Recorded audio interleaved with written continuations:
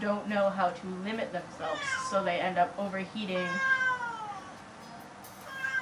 Meow. Meow. Meow. Come here, kitty kitty. Come kitty kitty.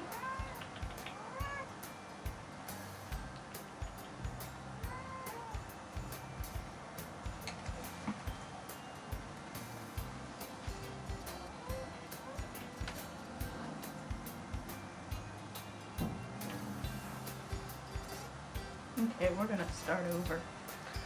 Alright.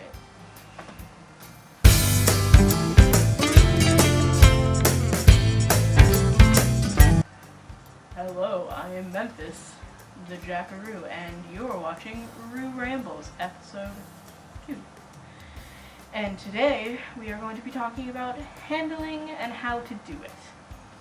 So, as a fursuiter, it's very important to have a handler. It doesn't matter how experienced you are, it's still, you need to have a handler.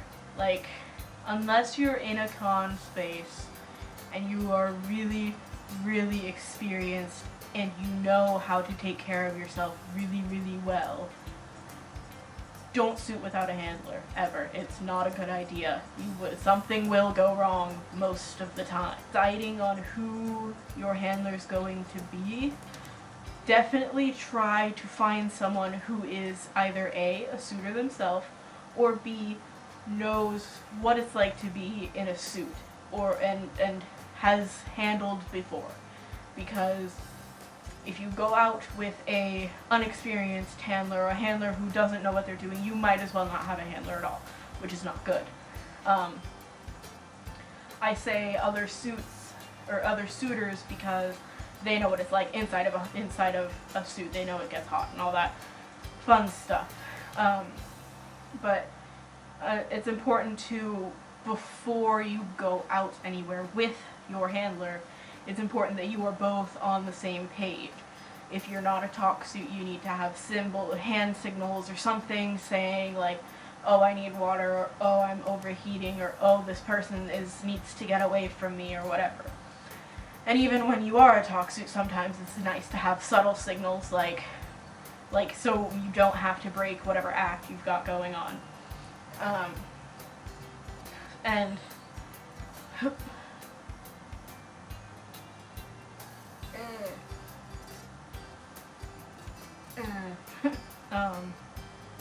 So some things that handlers should know how to do before you go out actually suiting with them is definitely number one priority, for me at least, is they need to know how to get water to me if I need it, and they need to understand what, if I'm not a talk suit, they need to understand what I do that means I need water, because water is very important and you're going to need a lot of it.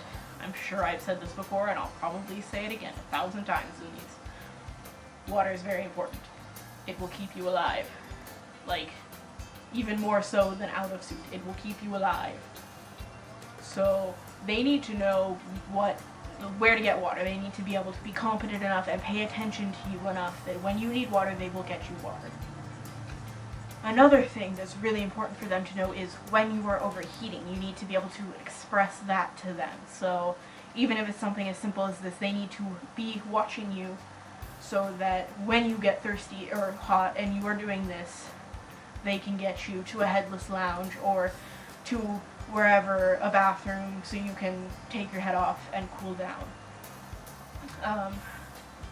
Another thing that handlers need to be aware of and need to do is be your feet, which is really weird to say, but I mean, in a suit, generally, unless you're looking down through the mouth, which you usually aren't, your vision stops here at best, if not, mine stops about here. I cannot see what is on the ground. I can't see that rock. I can't see that plastic bag. I can't see that curb, that, you know, I can't see the small children.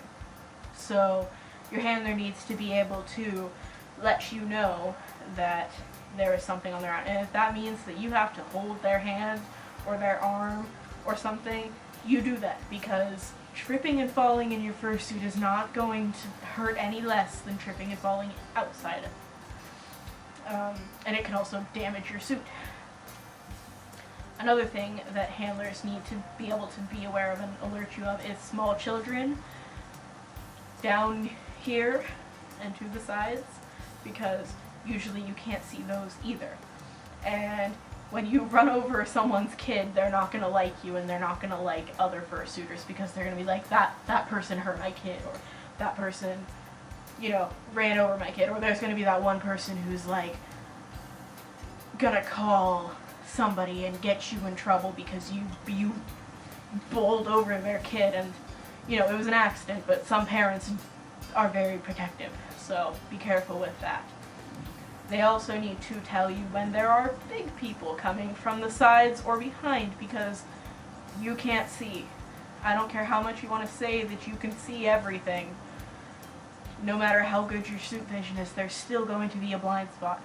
And it's harder to turn your head. I can turn my head comfortably about that. But it takes work, because I've got these big ears, and some people have even harder suits to move in, especially in like full suits, because it's a lot of, you know, there's a lot of moving to do to turn, and it's slower than just if you were without a head.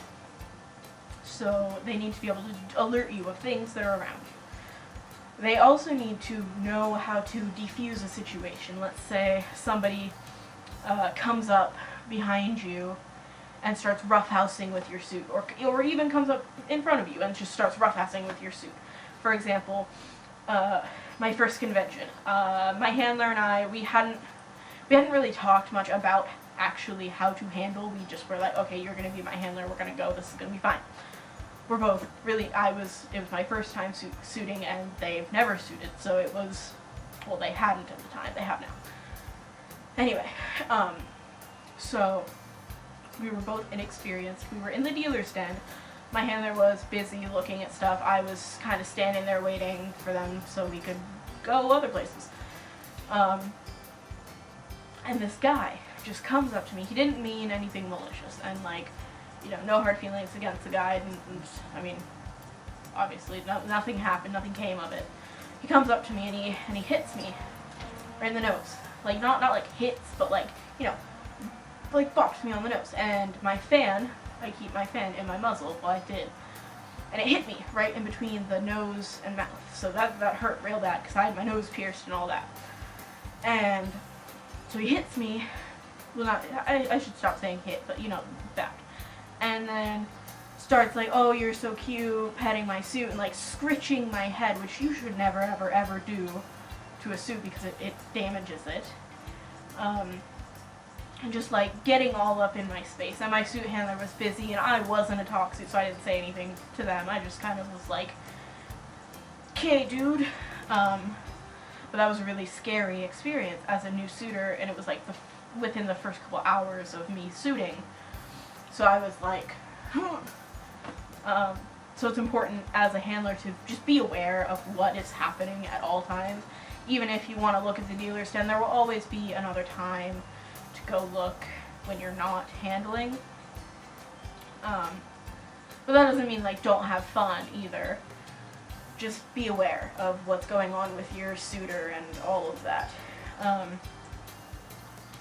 And so yeah, it's just really important as a handler to just pay attention to what's going on, and you both need to be on the same page, or else somebody is going to get injured or unhappy or scared or whatever. So yeah, I think that's mostly it for this video. I know a lot of it's stuff that other people have said, but I just felt like it's important stuff to talk about, because it's important to know how to handle, how to deal with that, because you could seriously get injured or damage your suit, and it's an expensive mistake to make to not have a handler that knows what they're doing.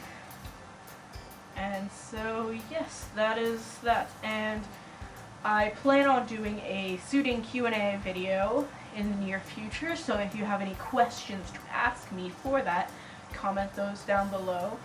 And I will put a link to Rambles episode 1, probably now, somewhere. or the link will be in the description. And so yeah, thanks for watching my video.